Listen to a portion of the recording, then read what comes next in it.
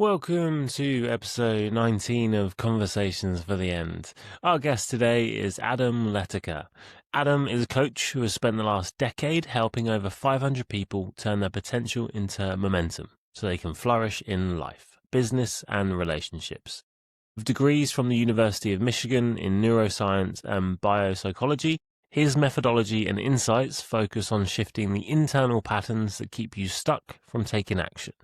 He believes healing isn't the goal, but a byproduct of taking action towards aligned goals and creating an internal environment that makes those goals safe. Adam is one of my favorite voices out there at the moment. I love what he has to say, and I really appreciate how he says it. I don't want to say too much. I just want you to watch the episode and let Adam speak for himself. If you're listening on the audio platforms, then please head over to YouTube and subscribe. The Instagram is there, the TikTok is there. Be curious. I got a lovely comment on YouTube this week about someone saying some nice things about the content and saying it inspired them to read more. So that is all I could ever ask for. So if you're listening, thanks for that. But okay guys, without further ado, Adam Letica.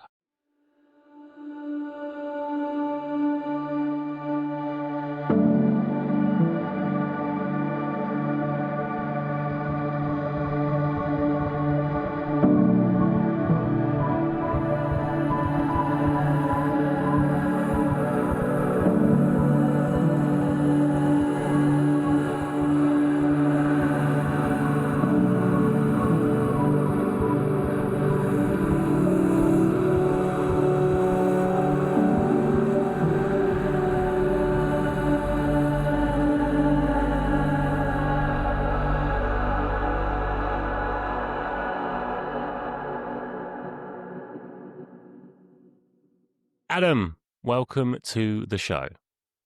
Thanks for having me. You're very welcome. So, in this world of kind of hyper observation through social media, a lot of people, you kind of hear the kind of verbal meme of people not wanting to be perceived, but perhaps people feel like they're not living the lives of meaning that they also want to live, and they're holding the tension of those two things. What do you think is keeping people small? Well, the way I look at everything in human behavior is simply whatever is occurring in your life, it is some way being chosen for, right?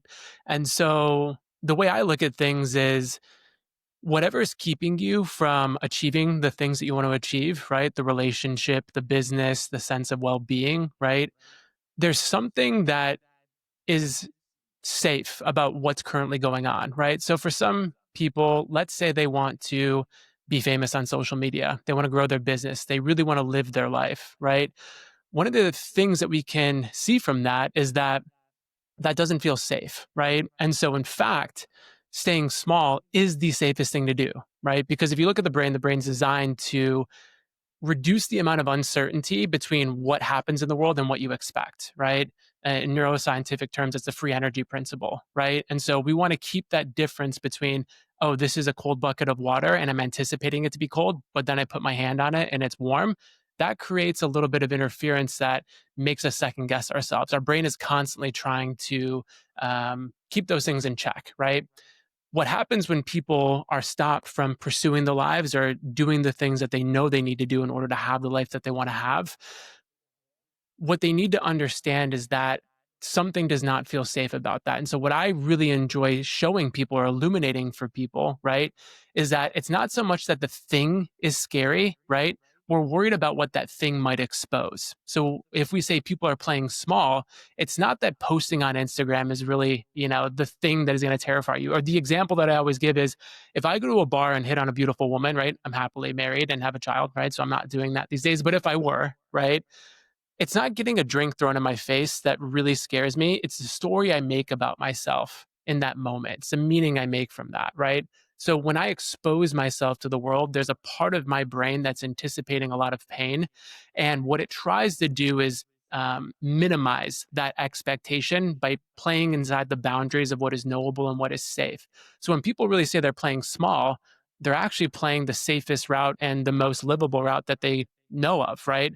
What we do in trying to break people out of being small is we help them see that exposing themselves and gathering that evidence about who I am in the world and the way it responds to me is survivable, it's safe, and it's really not an attack on our meaning or our sense of worthiness, right? When being exposed to that. And when we can see that the life that we want to be living is safe and survivable, and those experiences aren't going to harm us in some significant way, it really makes everything open to you in a way that feels really empowering and joyful and loving, which I'm most excited about. So I gave you a longer answer there, but those are some of my thoughts on that.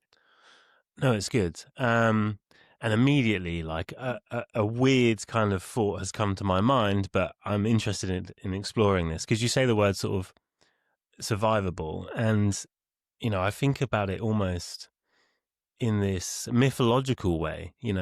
This idea of like the safety that you live in, the comfortable life that you live in. It's Mm. almost like being in this. You imagine being in this kind of. Bear with me on this. Here we go. Right. So this this is this like mind mythological kind of village. Right. You're in the safety Mhm. of the village, and you hear stories in the village that outside in the woods lurks, the great mythical dragon that has Mhm. slain many a hero who dare venture outside the village, and then having the courage to step outside of the safety of what is known, of what is comfortable, Mhm. to ultimately maybe face that dragon. That everyone's dragon, I imagine, is very unique and personal to them. Like you say, it is not the leaving of the village. It is not the posting of the Instagram post. It is not the getting the drink thrown in your face. It is, what does that narrative internally that I am tying to that moment Mm. saying about me, and how is that affecting me? That's what's scary. That may be the dragon. And then perhaps Mm. if you do venture out, you face the dragon, you wrestle with that, there are boons and there are treasures to be had, Mhm. personal growth. I don't know, learning a new skill, making a new friend, perhaps finally getting the girl who doesn't throw the drink in your face, whatever it may be. You might wed the dragon and have a happy family with said dragon. Not literally, women are not dragons. I can't stress that enough.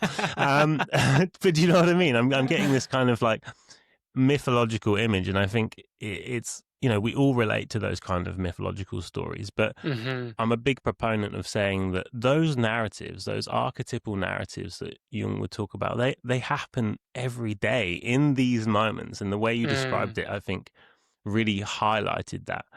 So on that note, then, when one does face the dragon, when one does face those feelings that come up tied to the doing of the thing that is scary and is out of comfort zone, when that becomes really painful and overwhelming, what can people do to kind of, you know, battle that dragon, navigate Mm. those feelings?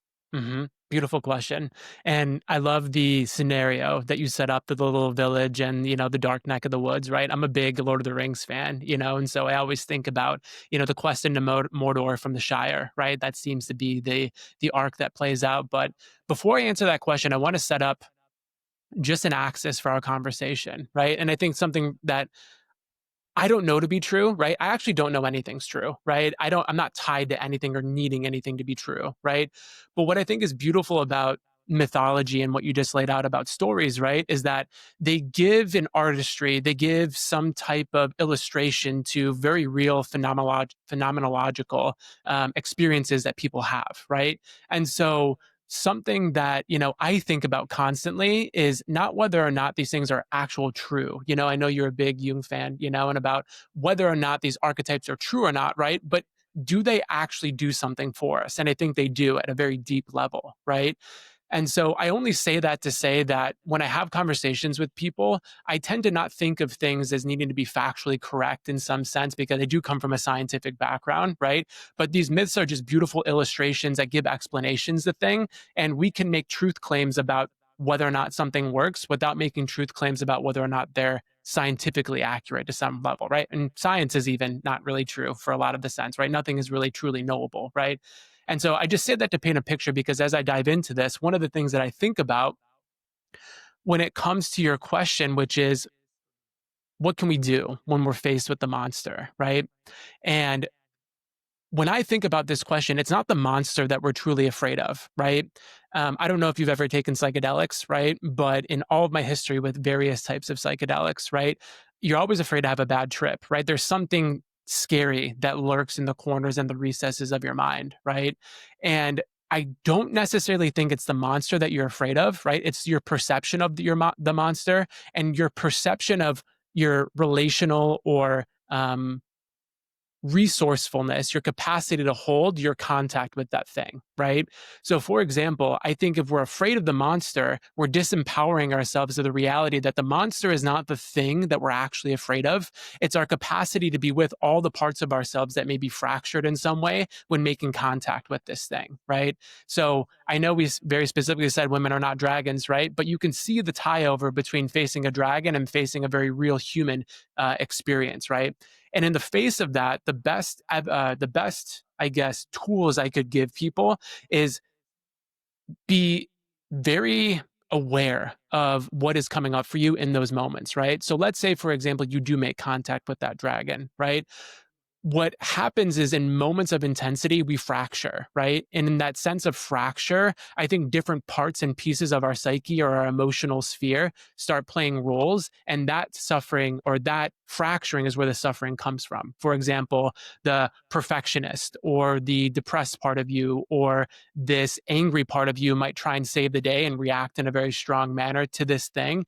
And what happens is that sets you up for a scenario that makes it difficult for you to stay in integrity and in wholeness with yourself in the face of those things. And so when you're facing something scary, the most important thing you can do is notice the sensations and the things that come up in the face of making contact with that thing and try and hold those parts of you tenderly, right? And we could go into specific examples, but instead of thinking of life in what's happening to you, I tend to think of things in like frequencies and energies, right? And the energetic experience of what it's like to be with this thing. And the more you can understand the energies of the parts of you and what's happening in the world, I'm speaking metaphysically here, but the more in tune you can be with staying with yourself in the face of something scary. And I can go into examples to really hammer this metaphysical thing is, but I think that's the most important thing for people to know is it's not necessarily the monster or the dragon that you're most afraid of. You're afraid of the repercussions or what being in contact with that thing might lead to or what you might lose access to in that moment. Love, safety, belonging. Yeah, I love the way that you talked through the phenomenological association with kind of symbolic language and symbolic imagery. I feel like if anyone wants to see, if anyone listening wants to see someone attempting to do that and hitting an absolute wall, it is Jordan Peterson trying to do the Mm. same thing with Richard Dawkins. And I feel like Richard Mm. Dawkins is the hardest person to do that with. But Peterson has this idea where he uses the idea of a dragon. He says, in some sense, a dragon is more true than true because of what it represents phenomenologically. It's not Mm. literally true, but like you say, you know, what are the worst things we could imagine as like archaic man being burned by fire, right?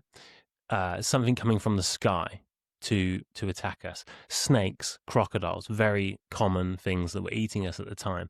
A dragon is like an amalgam of all of those Mm. things. Mhm. So symbolically, it kind of represents, if we encountered any one of those one things, phenomenologically in ourselves, we would have this horrible response of, ah, Mm. and the dragon symbolically represents what, like you're saying, that phenomenological kind of feeling that a part of our brain, perhaps a part of our brain that isn't used as much anymore, like Jung would say, our archaic brain still resonates with, whether we Mm. consciously realize that or not.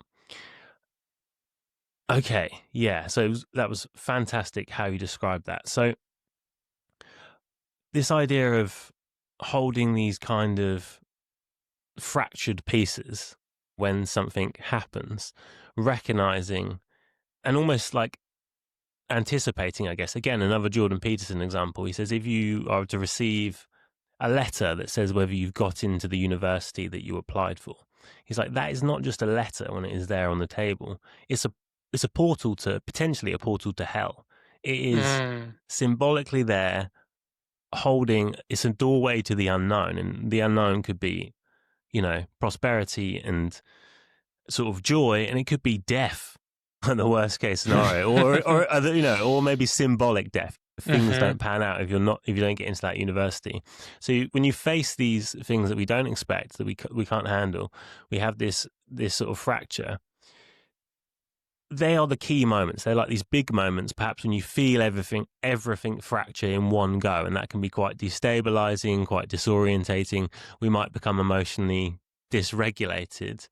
Um, where are the ways people can maybe practice that in a kind of prehab way, as a kind of a sort of post the big incident happening? Are there ways sort of day to day where you find yourself kind of testing the waters on looking at maybe the fractured parts within yourself, that you can Mm. nurture Hmm. and cultivate strength and unity amongst them all?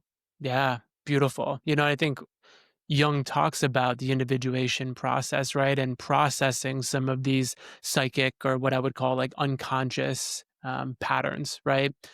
Something that I think is really important that I'm happy for us to disagree on, or possibly add nuance to, that I think some people um, tend to exacerbate, right? Is, you know, I don't agree with 99% of what Jordan Peterson says, to a large part. And I think if you look at a piece of paper in this example, right, like a college admittance, piece of paper, right?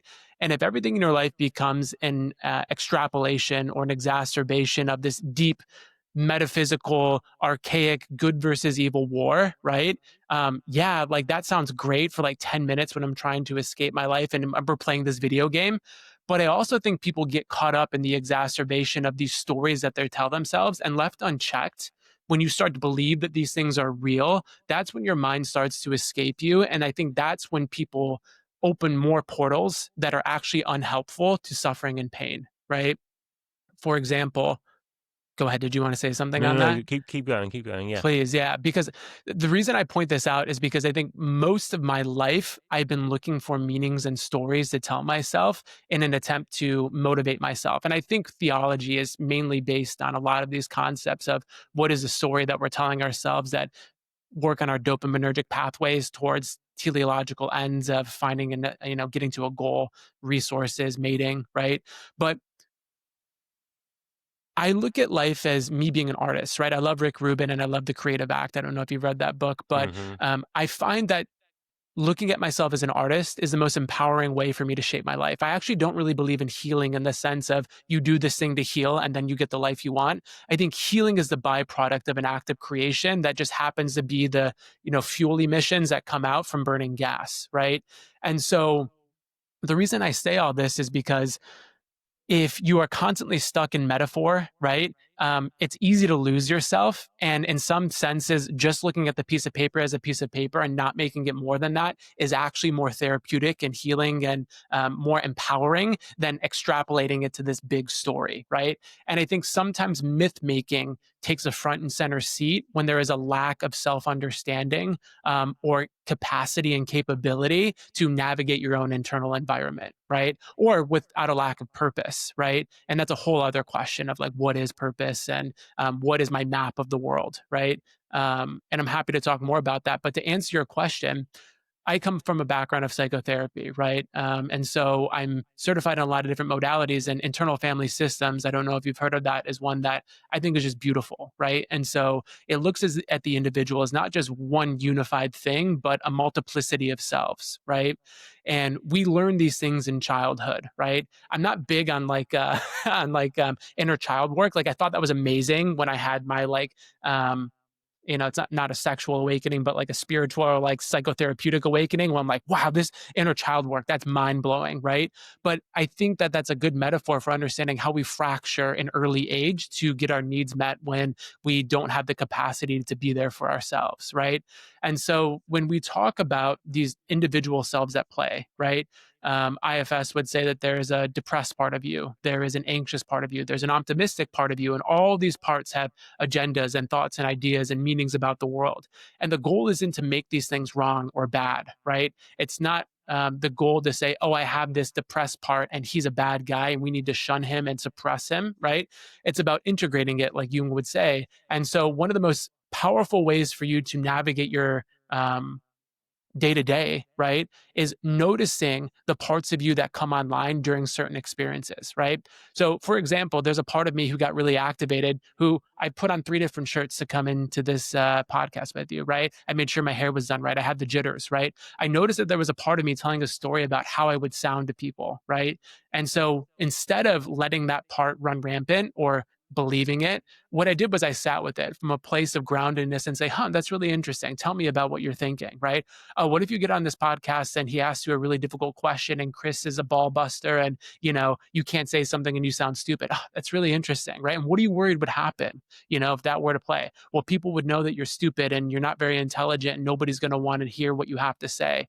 Okay, and then what if, right? Well, then you're unworthy and unlovable, right? And you'll be utterly alone, right? And every human, um, how would I say it? Maladaptiveness, I think, comes from a separation of that love, safety, and belonging that we all crave at some level, right?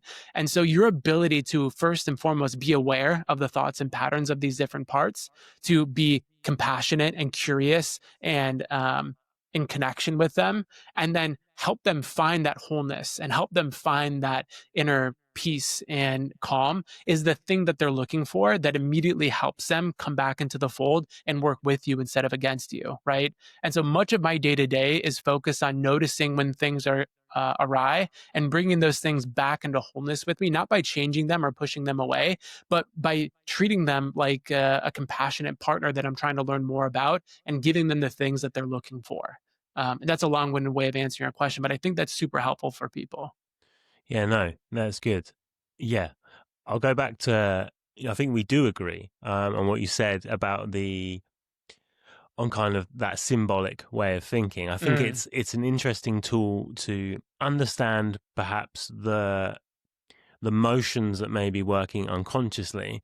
But I that's know right. there's a criticism that is often levied at some contemporary sort of Jungian authors, some of the more popular books from non-young Jungian authors, that there is this tendency to say that you will find healing if you like embody the sort of wild man or the wild woman, and it's almost Mm, like that kind of bringing the archetypal into the kind of reality, and it's a bit sort of focused on the past and kind of focused on, I don't want to say sort of like role playing archetypes, but there is sometimes, I think, in sort of conversations around archetypal ideas, to not see them as behavioral structures that emanate from the psyche, mm, and to kind of focus more on the images that are representational of those behavioral structures.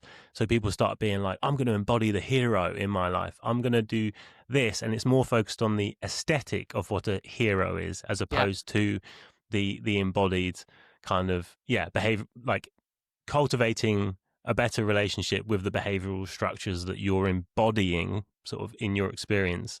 um so I think we agree there, and I really like um your advice on kind of sitting with what comes up, especially as and when it comes up. mm, The fantastic Sarah Morgan of the Instagram account Carl Jung Memes.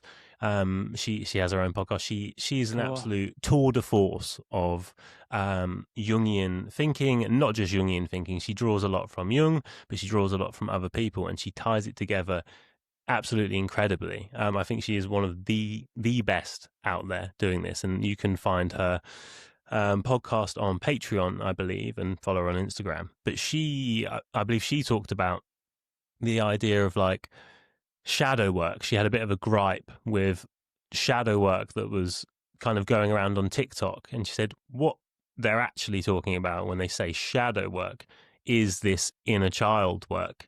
It's not really shadow work, and that the idea of talking about things abstractly is maybe useful to a point, but you want to ask yourself these questions about those things that are coming up when you're in it. So it's one good thing Mm, to say, like, I got angry there. earlier or yesterday, what does that mean about me and what's going on? It's another thing to stop, like you're saying, in the moment kind of like anger being there, and to look at that and be like, what Mm, is this happening mhm, now? And kind of have that dialogue with yourself in it at the moment of it arising. So yeah, mm, yeah, I really like that advice. And it's difficult, right? It's difficult to yeah, sit in mhm, our less than desirable behaviors. But again, I think your approach of treating them as not something to be shunned, to be kind of mm, banished, or to not be felt, is great. And to mhm, have that, yeah, that communication with them, a kind of form of active imagination, Jung's active yeah. imagination of dialoguing with the archetypes, The right? Red Book is killer. It's my favorite piece of Jung's work. And if I could just make a quick comment about what you just said, right, which I think is so poignantly said. We live in a world that is so prescriptive and we intellectualize the hell out of everything where we've stopped actually living, right? I had a moment in my life where I realized I was thinking about living more than I was actually living in an attempt to try to formulate the best possible pathway to live a life instead of truly living it. And I think with so many people living in their heads and not actually being in their bodies and experiencing life, we live in this prescriptive society, like you were kind of outlining, where people want the tools and the techniques. They want to know the things, right? They want to cosplay, the hero archetype, right? Or they want to cosplay the masculine, right? And you see this crisis with men where they don't know what it is to be a man because they don't know who it is to be themselves. And they look to people to give them the frameworks and the teaching and say, oh, okay, if I'm a high value man, whatever that means, right? They do X, Y, and Z, and your partner should submit to you. And so, great, if I can use this type of language and I treat myself in this way, I'm making this unconscious arrangement with you that you'll do these things if I show up in this way. And what they want is the prescription. They say, oh, if I do X, Y, and Z, you should do A, B, and C, right? And the reality is that that diminishes, right, really the goal of prescribing something. One of my favorite videos that you did was Jung would hate Jungians, right? Because his ideas were not meant to be conceptualized into strategies that are systematized and rigid, right? There is no rigidness in life. And I think the more you're just trying to look for answers that give you cheat codes to a certain outcome, the less you're actually doing the work of uncovering what is actually going on within you and formulating your own individual path, right? And I think what we are seeing and through this hyper scientific, hyper intellectual society is a lack of people actually living their lives. And what they're not acknowledging is that every behavior is rooted in an internal experience that you're trying to have. And if you're not clear on the internal experience that you're trying to have, you'll spend all your time in the tactics and tools and 3 steps and X, Y, and Z to get there without understanding what you truly want. And I think that separates you further and further from the thing that you're actually looking for, right? I'm going to get a 6-figure salary and get this promotion because I'm hoping unconsciously that that makes me fulfilled and happy. When in reality, if you're not aware of what you're actually looking for, peace, calm, lightness, you'll spend your life on an endless hamster wheel, hoping that some things or the rules that you follow from society lead you to that place. And you end up bitter and frustrated and resentful of the life that you live and the people who gave you that information. So that was a long side tangent, but I just want to point on that because I think it was really well said on your part. You got to stop caveating these as saying they're long side tangents, because they are clear, concise, and they are full of wisdom, Adam. This is something for you to reflect on after this. You're giving great information. No, but yeah, you're 100% right, and that is kind of what Marie Louise von Franz called the provisional life, right? Which is Mm, we sort of say to ourselves, at least it's adjacent to that. We say to ourselves, when I get here, when I buy the car, when I buy the house, when I get that job, when I have that salary, then I'll be happy. And it always moves, and we're constantly, perpetually kind of waiting for that moment to come. And then we never really live, and we miss out on the richness and the fullness of kind of everyday, what seems like mundanity, but is actually, a world of enchantment. Like you can find magic and wonder and kind of, a depth of being walking around the supermarket. If you mhm. just like, I mean, I don't want people to think I've never quoted Jordan Peterson so much on a podcast, but it's just sprung to my mind. He has a hilarious tweet, which is, well, it's a poignant tweet, but the tweet is, there are cathedrals everywhere for those who have eyes to see. And I Mm, think he wrote it about a bottle of Evian water or something ridiculous. But mm-hmm, I think you can see that. You can see the cathedrals that are everywhere if you aren't in that mindset of, I just need to follow these steps to become this thing. If you're actually, I did a video on this about the sort of first few months of the podcast, that the real treasure, the real gold from it was what I said was the alchemical gold of the transformation from the doing of the thing. It wasn't any outcome. It wasn't like, yeah, episode 8 or whatever it was at the time. It was like, in doing the thing, in failing, in kind of grappling with my own creativity and my own feelings about my own creativity and presenting that creativity to, I say the world, I mean, a very small slice of the world. mm-hmm. That was what the gold was, the transforming of myself. And I'm going to quote you now, if you're okay with that. Wow, amazing. Right. So you said, many of the achievements and milestones we chase aren't consciously chosen. They're unconsciously adapted through societal conditioning. Instead of genuinely reflecting our authentic desires, you are probably chasing a life designed for safety, validation, or approval. As a result, even after reaching milestones like the perfect family, wealth, or health, you can still feel disconnected or empty. And then you follow up with something I really resonated with. This hollowness isn't a sign that you're broken. It's simply an indication that the composition of your life is out of tune with who you truly are. Mm, Wise words. In those moments, then, when you perhaps recognize that you are out of tune with who you truly are, and there's that period where you're seeing that there's an incoherence where you're trying to perhaps realign your life, that liminal space where the old structures are kind of dissolving and you're trying to see what the new structures, not the new goal, but the new structures that are perhaps going to reorientate you. mm, What advice do you have for people for trying to navigate that liminal space between those moments? mm-hmm. I'll start with the more overarching theme and actually give something really tactical for anybody listening that they can start doing, right? So I work with so many people who look successful on paper, right?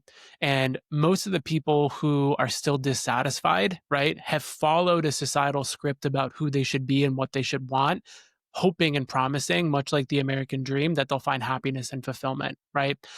That hollowness is first and foremost an indication that they lack a sense of true self, right? Of their own ambitions and desires, right? And that incoherence, right? I love the word coherence, like you said. That incoherence, right, is a thing that drives people crazy, right? It drives people to leave relationships that no longer serve them, or they find happiness, or leave businesses or countries or whatever that might be, right? And so, one of the simplest things I think we can do is acknowledge the fact that we were hoping that this thing that we were trying to achieve or did achieve was an attempt to bring us some type of internal state or some type of emotion. I really clearly distinguish between internal state and emotion, right? And just for the people listening, I want to distinguish that an emotion is really a heuristic or a shortcut to explain some type of phenomenology or somatic experience in the body, right? You have a burning sensation in your chest, and you might say that emotion is anger, but the internal sensation is the most raw and truest thing that I can think of in our human experience, right? And so when we get disconnected from the body and we start living in our heads, we start forgetting what it is that we're actually trying to do, right? So I could try and achieve a lot of financial success. And what that really means is something like safety. But what is safety actually, right? Well, I could say safety for me actually feels like a feeling of expansion in my chest, right? Or a groundedness or a calming sensation, right? That is the best compass I can think of for living your life. And I'm coming back to this point of the tool that I want to give people is that the compass you should be working on developing is noticing what you like and what you don't like and using that as a schematic and a tool to move towards like nutrients and away from like disease, right? So, for example, if I feel incoherent in my life, right?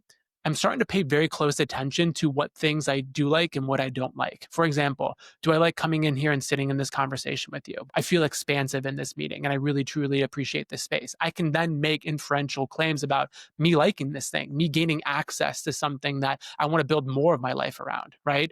Do I like doing bookkeeping? Like, no, obviously I don't like doing that. Or do I like the way hanging out with a specific person makes me feel? No, I feel contractive and small, and I feel like I want to run away from that, right? It seems so simple, but every basis of the life that you build is built on these micro moments of contraction, expansion, right? And when you tune your fork to understand and see those moments, you slowly start to develop a life that feels more expansive and aligned with what you want and less contractive and away from the things that you don't like. And if you don't have that initial skill, it's very easy to get lost and build a life that you truly don't like if you're not aware of those things, right? And most people are utterly clueless to what they actually like, right? And they use different ways of justifying why they like what they like. They create all these mental hurdles of, well, no, I like this thing because it boosts my ego, right? It feeds that part of me that wants to be seen as successful, or it needs some type of assertion of wealth that makes me feel worthy, right? And the more you chase that, the farther you get away from actually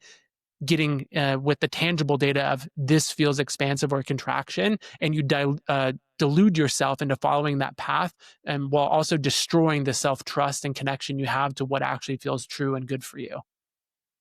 Yeah, I really like the language you're using as well. You know, things that are sort of contracting and expansive. And I think you used the word compass as well Hmm. earlier. And I really like that because, in a sense, this is the antithesis of, you know,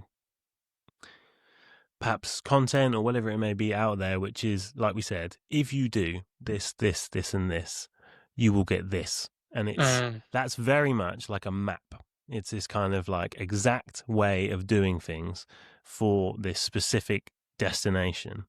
And that idea of a compass, I think, is great because you're orientated to a general direction, but it accounts for the sort of dynamic nature of reality and time and motion, that mm, as you move through your experience, things will change. And the map is too fixed, it's too rigid, it doesn't allow for um, changes in the terrain, to be quite sort of literal in the metaphor. And when the mm, terrain changes, you kind of have to move around it. Whereas if you have a compass, you can go, well, I know what general direction I'm going in. Let's move around the mountain, or whatever it may mm, be. Um, yeah, so I think that language is really good. It really accounts for that kind of that openness to experience, and the experience obviously generally isn't that fixed, and those expansive states,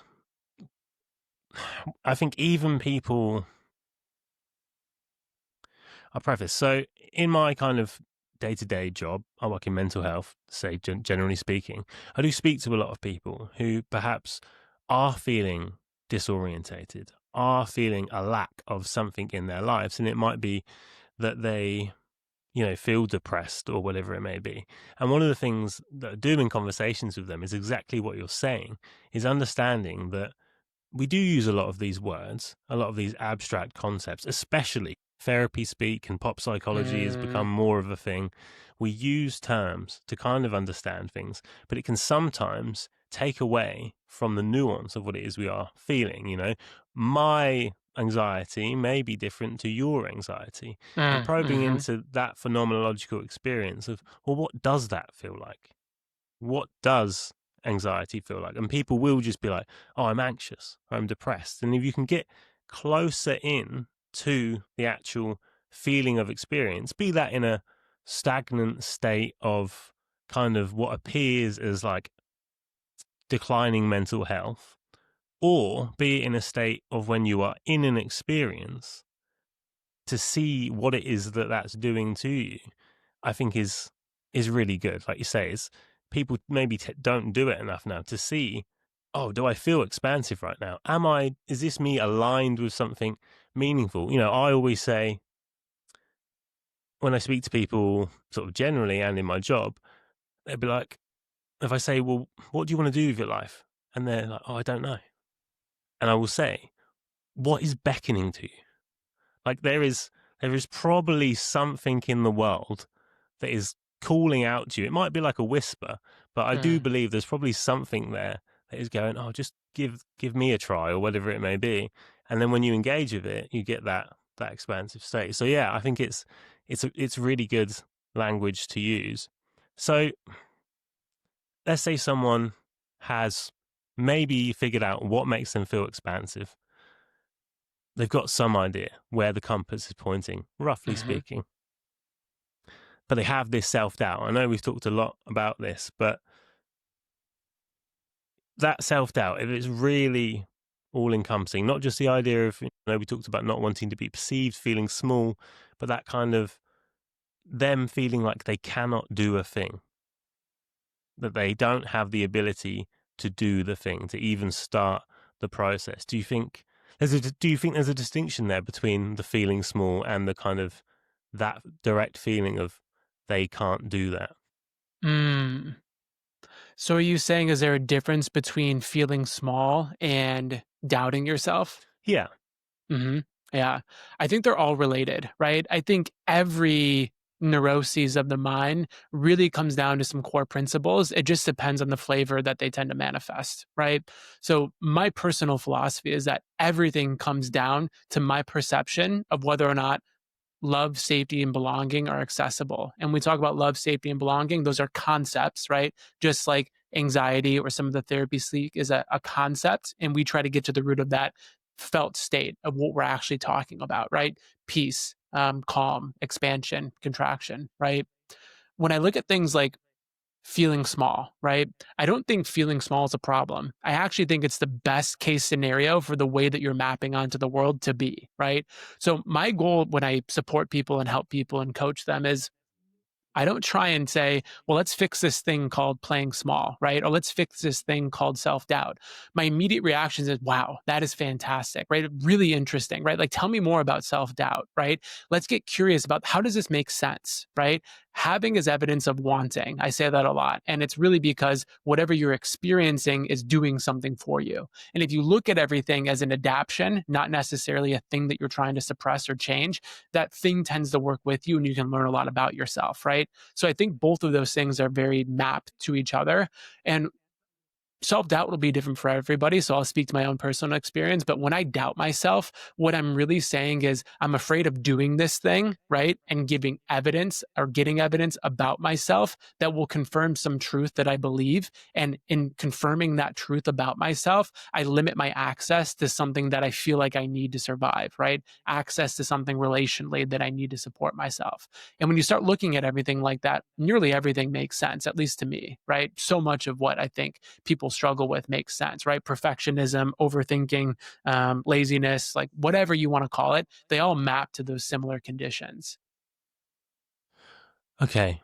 Yeah. Yeah. And again, you're bringing it back to that idea of those kind of parts of ourselves that may feel like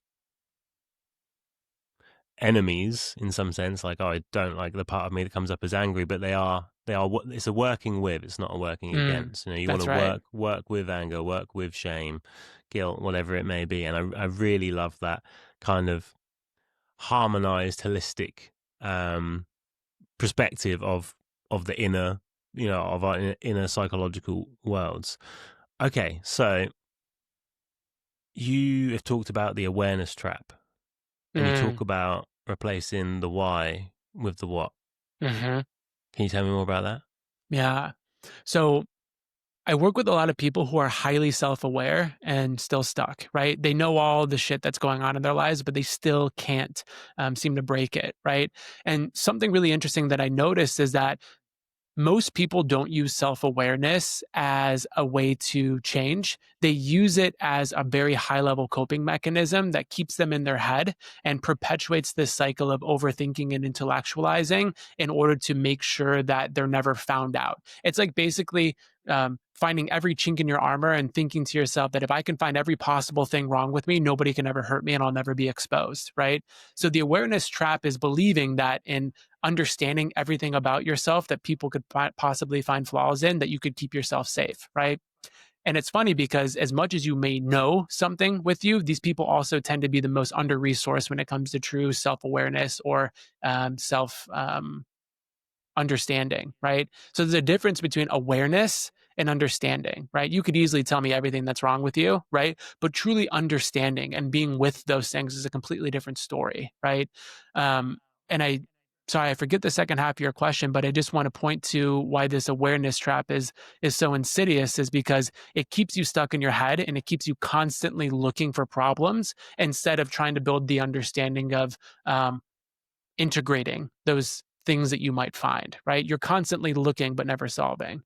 Yeah. So the second half was, I guess, moving towards what that maybe a strategy for integrating that was, Mm, with the replacing the why with the what. mm-hmm.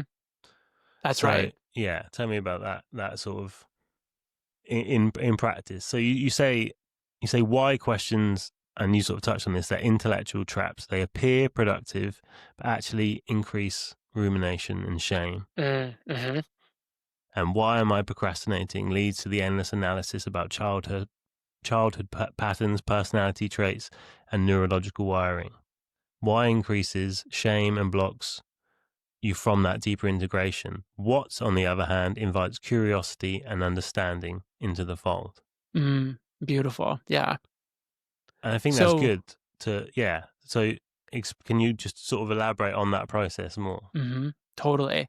And again, I want to be a good student of my own sayings as we've been talking, right? And so nothing I say is prescriptive, right? But I just want to invite everybody to sit with the why versus what question and make their own judgment and assumptions for them. But I think that people listening will find that when you ask why questions, you're usually trying to solve a problem of what's wrong with you. Why feels very contractive, right? What I've just noticed through working with hundreds of people is that why seems to be a contractive, shame based element for you trying to solve something about you, right?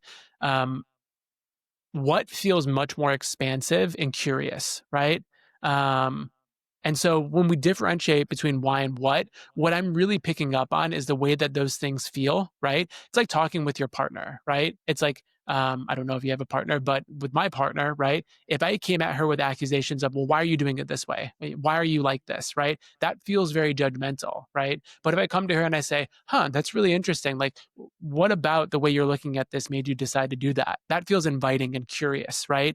And I try and frame my life in ways that open up the door to more expansiveness and less contraction. Because what we're really trying to do when we talk about actually changing behavior is we're actually trying to create fertile soil for change to take place, right? People know all the strategies, people know all the things, right? But what we're trying to do is create an internal environment that makes change more likely. It's like moving from rigid, hard plastic to something elastic and pliable like Play-Doh, right? That's what we're trying to do. And what I've noticed is that why seems to invite more shame and contractive energy that makes things feel brittle, and what really opens up the door to possibility. And I find when I ask what questions, I'm actually doing a double-edged sword of not only being more curious, but actually getting closer to the truth of what is, no pun intended. But that's the way I see it.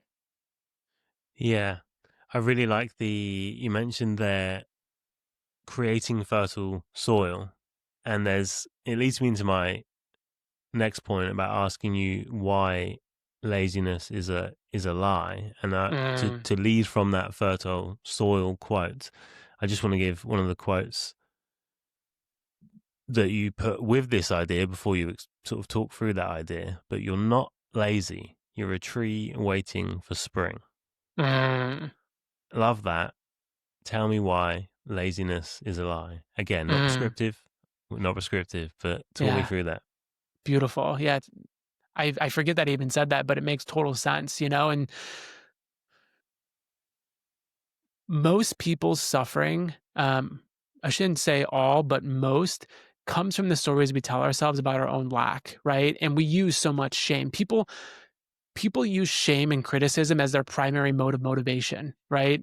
They think that if I can just beat myself up enough, I can motivate myself to do something, right? And so when I say that laziness is a myth, I really don't believe anybody's lazy. I just think that they're improperly motivated, or they're not putting themselves in the right soil to take action, right? And so whenever I work with people who are not doing something that they want to be doing, right? the question isn't to ask them what's wrong with you, right? That's more shame-based language, right? It's easy to look at someone and be like, oh, you don't want it enough, or there's something wrong with you, right? What we really should be asking is, what are the ways in which you're looking at this thing, or what are the ways in which you are relating towards it that make it unlikely that you would be taking action for it, right? For example, I work with a lot of younger men whose parents want them to be successful in their careers or be successful students, and they put all this pressure on them, and they can't get themselves to move forward on job opportunities or college studying or internships or whatever, right? And they inherit this idea that there's something wrong with them. They're lazy or they're unmotivated or they're procrastinators, right? And using the lens of curiosity and compassion, we can ask very interesting what questions, right? What about moving towards this thing doesn't feel good, right? Well, I don't even like this to begin with. I don't even know why I'm here, right? I'm only doing this so I don't get punished, right? I'm actually not inspired by this thing, right? So I think everything that we're not doing has a beautiful explanation that makes sense when we contextualize it. And so the more we add shame and criticism and blame to it, self inflicted for the most part, the more we crystallize that to make it about us versus inviting fertile soil for change to actually take place, right? If you put a plant in the right environment, it will naturally want to grow. You don't need to do anything for it. Meanwhile, if you put it in the wrong environment, death is a very likely outcome, right? So instead of making it about the plant, the question we should be asking ourselves is, what is the environment that we're planting this in, right? What are the ways in which we're orienting towards it that makes it more likely or less likely that this thing is actually going to take place, right?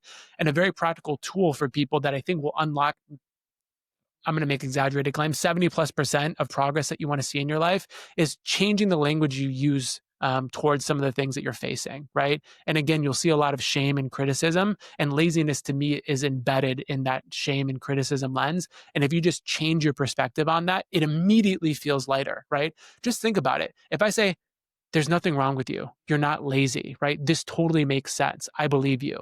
Immediately, you're creating an environment where possibility is possible and there's an invitation to do something differently. Yeah, that emphasis on language as well. I was going to say that I notice it throughout this episode, the way that you speak and in your content in general.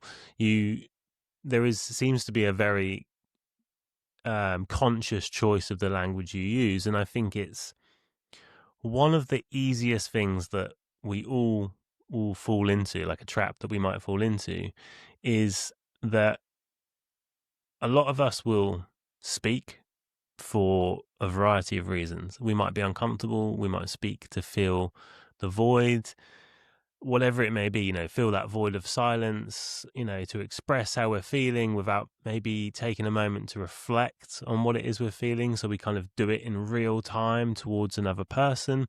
And that can be chaotic in itself. But that specific idea of paying attention to the kind of loadedness of the words that we use, that a certain word that we do use to describe our experience or to conceptualize something that is happening to us comes preloaded with all sorts of associations and whatever else it may be from like its past use and a whole bunch of other things. That I think is a crucial tool, right? Because you can kind of find yourself communicating with other people and yourself at cross purposes because of the language you're using. It's so loaded that you don't realize the kind of psychological whatever effect that it may be having on you just by, like you say, the shift between a why to a what. It's a very small distinction, but it opens up the space. It opens up the Yeah. space for play, for creativity, for that openness, a kind of container for this fruitful work of, self-reflection or creativity in a kind of artistic sense, or in the creativity of your life. Like you said, you kind of think of living life as like an artist, right? Having that playful openness to kind of not be too tied to any specific rules of the game, I guess. It's like there's no rigid framework necessarily. There's just, we're entering the kind of play space to kind of, you know, mess around and see what happens. And yeah, that openness, that kind of that way of approaching stuff, I think is really fantastic.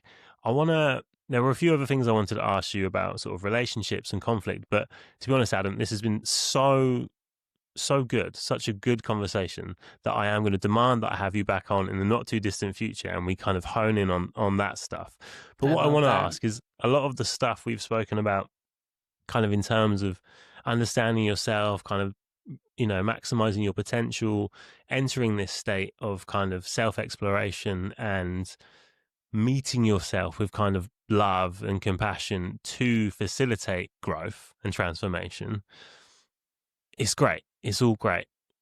In the context, you talked about setting things in the context of stuff. In the context of 2025, we're in 2025, aren't we?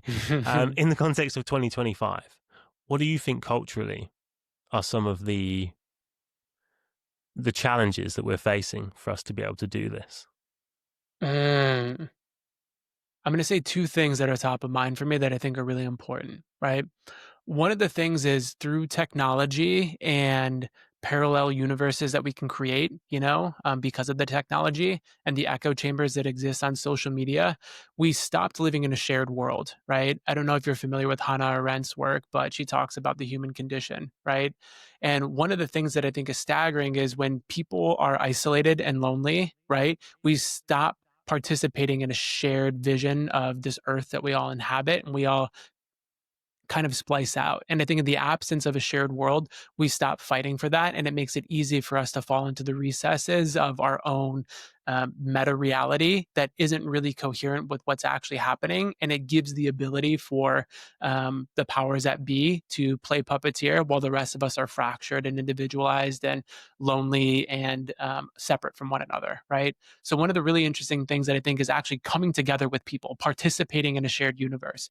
We have a meaning crisis, we have a purpose crisis, and I don't think there is such thing as prescription for purpose or meaning. I think those are the things that are byproducts of participating in a shared world together where we embrace each other, dialogue with one another. And I think people are looking for the ultimate answer of what's my career, what's the relationship that's going to fulfill me, when actual participation in the world is the thing that provides a lot of meaning and purpose for a lot of people, right? Regardless of what that looks like, right? I think in 2025, when we talk about um, I guess, individualizing yourself or practicing some of these tools of compassion or becoming aware of yourself, right? Again, I'll come back to something really simple. It's just doing, right? It's life is a buffet. And so many people try to have the answers before they actually participate in life. And one of the easiest things I can do and prescriptions I guess I can give is just practice the art of doing and noticing, right? What do I like and what I don't like, right? And one of the most foundational principles you can orient everything to is curiosity and compassion, right? If I'm curious about the world and I don't assume to have the answers and I'm willing to voyage out there and trust myself to handle whatever might be, right? I can try all these things and build more self intelligence about the direction I want to go. Compassion is crucial because when you lack compassion, you lack the ability to get up from mistakes that you make. And in 2025, with technological changes and societal changes, more mistakes are being made. And if you wait to get it perfect before you make a mistake, you will never go anywhere, right? So radical compassion and radical curiosity, I think, carry you a far ways in understanding yourself and being kind to yourself when the inevitable mistakes do happen so that you can fortify yourself to be a person who goes after what they want, creates the type of community, relationships, career that they want to have, and it not feel so fragile and scary, right? I think those are really important things for people to understand. Yeah, I'm just taking a moment because, yeah, it's solid. It's solid advice. Curiosity and compassion. I think it's that willingness to venture out into the unknown, to kind of see that space as a creative space, not as a space potentially fertile with expansion and with possibility, is such a good message in terms of re-enchanting people's worlds, or at least giving them the prod to, to explore the idea of re-enchanting their own worlds. Mm. But yeah, compassion. I think we do come at everything now in a very atomized way.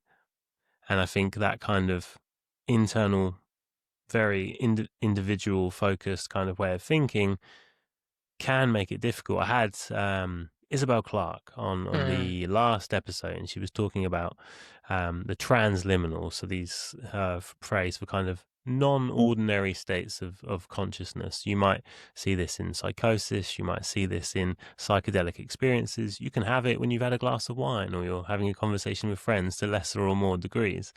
But when I asked her, what advice would you have for people who are perhaps caught up in the transliminal? They've kind of got lost in the kind of imaginal, a bit like we were talking about earlier, really, thinking in this kind of imaginal space that isn't so far, is a bit further away from kind of lived day-to-day reality and sort of embodied being. She said community is mm, key. And we sort of talked about how we must be aware that whatever we meet in this world, just by the nature of how kind of culture has unfolded, probably since the Enlightenment, we are coming at it from an atomized perspective. And that is going to have an effect on how we meet, be it transliminal sort of states, altered states of consciousness, how we meet each other in our day-to-day interactions, and like you were pointing out as well, how we meet the parts of ourself that need to be listened to, need to be heard, need to be acknowledged, need to be validated, mhm, allowed to speak, because you know you're on the same team. Every part of you is effectively on the same team. And I love that message that even the parts of yourself that feel broken are not broken.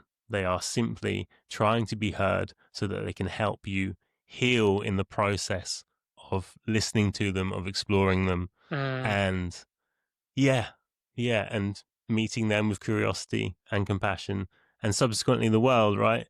That is what we need more of, Adam. And I absolutely love the message, and I love the way you deliver it, not just in this podcast, but on your social media as well. I encourage everyone to go and check out your stuff. Let's bring it home. Where can everyone find you? Yeah, so people can find me on social medias at Adam Letica, all one word, ADAMLETICA, and then you can go to my website as well if you're interested in learning more about working with me. It's www.adamletica.com. Brilliant, Adam. It's been a pleasure. Thanks so much.